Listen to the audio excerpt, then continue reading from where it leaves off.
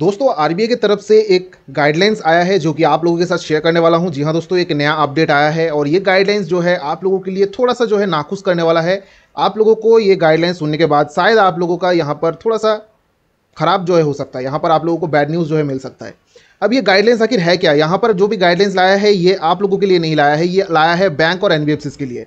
यहाँ पर आप लोगों के लिए गाइडलाइंस लाता था वो अलग बात है, लेकिन बैंक्स के लिए, एनबीएफसीज के लिए एक गाइडलाइंस जो आया है ये थोड़ा सा जो है एक अलग तरीके का गाइडलाइंस है। और मुझे लग रहा है कि ये जो है अलग तरीके का जो है ये लोग इसका इस्तेमाल करके आप लोगों से जो है मुसीबत और ज़्यादा जो है बढ़ा सकता है।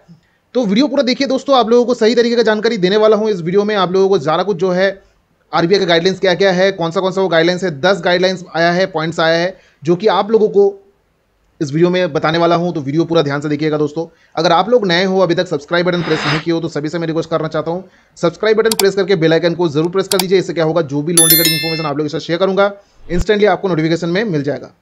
दोस्तों यहाँ पर आरबीआई की तरफ से गाइडलाइंस आता है बीच बीच में, आप लोगों को पता ही है, मैं आप लोगों को वीडियोस के थ्रू बता ही देता हूँ। लेकिन यहाँ पर जो गाइडलाइंस आता है कि वो सभी बोरोवर्स के लिए होता है, एनबीएफसीज बैंक्स को जो है वारंट किया जाता है। लेकिन अभी के टाइम में एक ऐसा गाइडलाइन आया है जो कि बैंक्स और एनबीएफसीज के लिए है। अब ये जो है कस्टमर के लिए कितना खतरनाक हो सकता है, कितना जो है यहाँ पर मुसीबत और ज़्यादा ला सकता है, वो आप लोगों को बताने वाला हूँ। डिस्कस करूंगा सब कुछ चीज़ें। सबसे पहले आप लोगों को वो गाइडलाइंस दिखा देता हूँ आखिर वो गाइडलाइंस में लिखा क्या है। तो चलिए मैंने फोन की स्क्रीन पर चलता हूँ और आप लोगों को दिखाता हूँ आखिर वो गाइडलाइंस आखिर है क्या, कौन सा पॉइंट्स है उसमें। तो दोस्तों आप लोग स्क्रीन में रिकॉर्डिंग देख पा रहे हो, यहाँ पर क्या लिखा है, RBI new guidelines, RBI has declared this 10 types of transaction as fraud, check the list here. ठीक है, यहाँ पर कुछ डिटेल्स दिया गया है। आरबीआई के रूल्स जो है चेंज हुआ है, rules of risk management of banks का जो है रिस्क मैनेजमेंट करने के लिए जो है ये रूल्स लाया है। क्योंकि अभी के टाइम में पता है आप लोगों को शायद कि आप लोग अगर जो भी लोन लेते हो, डिफॉल्ट करते हो या फिर जो भी ट्रांजेक्शन होता है उनका, वो क्या करते हैं आरबीआई के पास एज ए फ्रॉड घोषित करते हैं। फ्रॉड जो है वहाँ पर बोलते हैं। इससे पहले भी मैंने वीडियो बनाया था कि ऐसे ही आप किसी के ऊपर फ्रॉड जो है आप लगा नहीं सकते, ठीक है। लेकिन यहाँ पर कुछ ऐसे जो है पॉइंट्स लिया है आरबीआई ने, कुछ जारी कर दिया है पॉइंट्स कि उस पॉइंट्स के बेसिस में आप लोगों को ऐसे फ्रॉड जो है यहाँ पर घोषित कर सकता है। अब वो फ्रॉड क्या है, मतलब वो जो पॉइंट्स है वो क्या है। RBI issued circular, RBI said in its circular this matter instruction have been prepared on basis of comprehensive review of earlier matter instruction circulars and emerging issues. These matters instruction are principle based on strengthening the rules of the board overall governance and monitoring fraud risk management and regulated entities. ठीक है, यहाँ पर लिखा है regulated entities, यहाँ पर किस किस के ऊपर लग सकता है, एनबीएफसीज के ऊपर, कोऑपरेटिव बैंक्स के ऊपर, रूरल और अर्बन एरियाज दोनों तरफ से है, और साथ ही साथ स्टेट कोऑपरेटिव बैंक्स के ऊपर भी ये लागू है।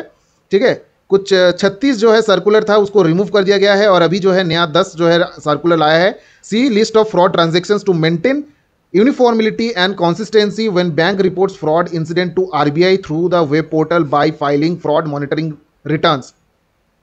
अगर मानो आप लोग मतलब कुछ भी करते हो या फिर जो भी है बैंक कभी कभार करते हैं क्या कि कुछ फ्रॉड्स वगैरह हो रहा है, तो अगर आरबीआई को पता चल मतलब रिपोर्ट कर रहा है तो वहाँ पर कुछ मतलब पॉइंट्स जो है यहाँ पर डाला गया है, उस पॉइंट्स के बेसिस में वहाँ पर पुट करना पड़ेगा कि ये जो है आप लोगों के साथ हुआ है, मतलब बैंक्स वाले के साथ हुआ है। वो पहला पॉइंट क्या है, miss appropriation of funds and criminal breach of trust. ठीक है, यहाँ पर मिस एप्रोप्रिएशन ऑफ फंड्स मतलब जो भी फंड्स रिस्क मतलब दे रहा है उसका मिस एप्रोप्रिएट जो है आप लोगों को जो भी है उसका सही तरीके इस्तेमाल नहीं कर रहे हो। क्रिमिनल ब्रीच ऑफ ट्रस्ट का जो है यहाँ पर एक पॉइंट दिया गया है। ठीक है, उसके बाद का जो पॉइंट है, fraud bye means of forged device and taking money by which of the following person is a fraud. पैसा जो भी यहाँ पर ट्रांजैक्शन किया जा रहा है वो एक डिवाइस के थ्रू लिया जा रहा है जो कि एक फॉर्ज मतलब एक फर्जी तरीके से कर रहा है। ठीक है, जिसमें से पैसा निकाला जा रहा है, ऐसा जो यहाँ पर एक पॉइंट दिया गया है। मैनिपुलेशन ऑफ बैंक पासबुक और transaction through false account, bank का स्टेटमेंट जो है यहाँ पर डाला जा रहा है कि फॉल्स स्टेटमेंट यहाँ पर अपडेट किया जा रहा है। मानो कि कुछ एडिट करके वहाँ पर अपडेट करके दिखा दिया है कि देखिए मेरा ये बैंक का स्टेटमेंट है। उसके बाद का है fraud by counselling true information with intent to default any person. तो यहाँ पर बोला है कोई भी मतलब ऐसा कोई भी व्यक्ति नहीं है जिसका ये इन्फॉर्मेशन डाल रहे हैं उसका कोई वैल्यूएशन नहीं है या फिर जो भी है सही इन्फॉर्मेशन नहीं है उसके बारे में, तो यहाँ पर ये भी लिखा है। 5 नंबर पॉइंट यहाँ पर लिखा है forging by making any false document electronic records with intent to cheat. फर्जी तरीके से डॉक्यूमेंट बनाकर, फर्जी तरीके से इलेक्ट्रॉनिक्स रिकॉर्ड्स को बनाकर आप इंटेंशनली जो है चीट करने के लिए आप लोग वहाँ पर जो भी काम कर रहे हैं। ठीक है, ऐसा जो है यहाँ पर पॉइंट है। इंटरनेशनल फॉलिस्ट्रेक्शन, डिस्ट्रक्शन, ऑल्टरनेशन, मल्टिंग्स mutilation of any passbook electronic records, ये भी सेम उसी तरीके का है। फ्रॉडलेंट ऑफ लोन फैसिलिटी, ये एक पॉइंट है। Cash shortage due to fraud, ठीक है, यहाँ पर फ्रॉड की वजह से कैश शॉर्टेज जो है हो चुका है उन लोगों का, ऐसा जो है वो लोग अपडेट कर सकता है। Fraudulent transactions involving foreign currencies, fraudulent transactions हो रहा है मतलब फॉरेन करेंसीज की वजह से, और fraudulent electronic banking and digital payment transactions, तो इस तरीके का जो है पॉइंट्स दिया गया है। अब यहाँ पर आप लोग समझ सकते हो कि आप लोगों के ऊपर कैसा मुसीबत आ सकता है। यहाँ पर आप लोगों को समझना है ये पॉइंट्स जो है आप लोगों के साथ रिलेट कैसे कर रहा है। देखिए, सबसे पहला है यहाँ पर जो भी बैंक से अगर आप लोग लोन ले रहे हो या फिर कुछ भी बैंक अकाउंट बना रहे हो, आप उसमें जो भी ट्रांजेक्शंस कर रहे हो या फिर आप लोगों को जो भी लोन दिया जा रहा है, वो लोग बैंक जो है आप लोगों को लोन प्रोवाइड करते हैं, वो सब कुछ इन्फॉर्मेशन आरबीआई को प्रोवाइड करना पड़ता है कि ऐसा मैंने लोन दिया था, इतना लोन दिया था, इतना जो है पेमेंट करना है, ये सब जो चीज़ें हो वो देना पड़ता है। जब मानो आप लोगों के पास पैसा नहीं होता है, रिपेमेंट नहीं कर पाते हो, और आप लोगों के ऊपर जो भी है वो लोग फ्रॉड का चार्जेस लगा देते हैं कि आप 420 हो, आप लोग फ्रॉड हो, इस तरीके का जो है चार्जेस लगा देते हैं। तो ये चार्जेस जो है आरबीआई को भी बताना पड़ता है कि ऐसा जो है चार्जेस क्यों लगाया गया है, क्या क्या हुआ है उनके साथ। तो इसीलिए ये पॉइंट्स बनाया गया है। इसके बेसिस में जो भी आपने फ्रॉड किया है उसके बेसिस में ये लोग यहाँ पर अपडेट कर सकता है आरबीआई के पास।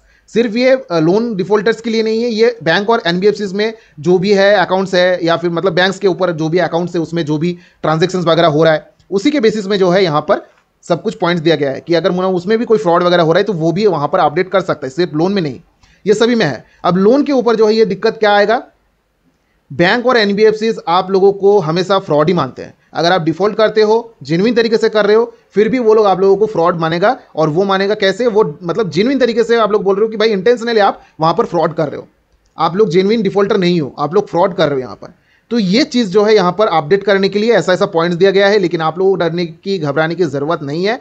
क्यों मैं ऐसा बोल रहा हूँ, देखिए, फ्रॉड अगर वो लोग आप लोगों को घोषित कर भी देता है, आप लोगों के पास प्रूफ रहेगा। प्रूफ क्या रहेगा, आप लोगों का बैंक का स्टेटमेंट रहेगा, आपके पास डॉक्यूमेंट्स रहेगा। वो डॉक्यूमेंट्स क्या है कि आप लोगों का हेल्थ इशू है जिसकी वजह से आप रिपेमेंट नहीं कर पाए। अब मानो हेल्थ इशू अगर है तो वहां पर आप लोगों का मेडिकल सर्टिफिकेट रहेगा, अब वो वहां पर शो कर सकते हो। अगर मानो जॉब लॉस हो चुका है तो जॉब लॉस के लिए वहां पर आप लोगों का बैंक स्टेटमेंट दिखा सकते हो, देखो भाई इतने तारीख तक मेरा पेमेंट आया है, मैंने तब तक पेमेंट किया था, उसके बाद से कोई पेमेंट का एंट्री नहीं है, मैं पेमेंट इसलिए नहीं कर पा रहा हूं। तो यहां पर आप लोगों को डरने की घबराने की जरूरत नहीं है। चाहे यहां पर कोई भी अपडेट्स आए, कुछ भी हो, बस ये अपडेट आया है कि हाँ ऐसा ऐसा रूल्स रेगुलेशंस लाया है, कुछ ऐसा पॉइंट्स जो यहाँ पर अपडेट किया हुआ है जो कि आरबीआई को पता होना चाहिए कि ऐसा ऐसा कारण जो है वहां पर फ्रॉड एक्टिविटीज वगैरह दिया जा रहा है। ठीक है, यहाँ पर लोन अकाउंट्स सभी को मिलाकर जो है ये पॉइंट्स बनाया गया है, सिर्फ लोन के ऊपर नहीं है।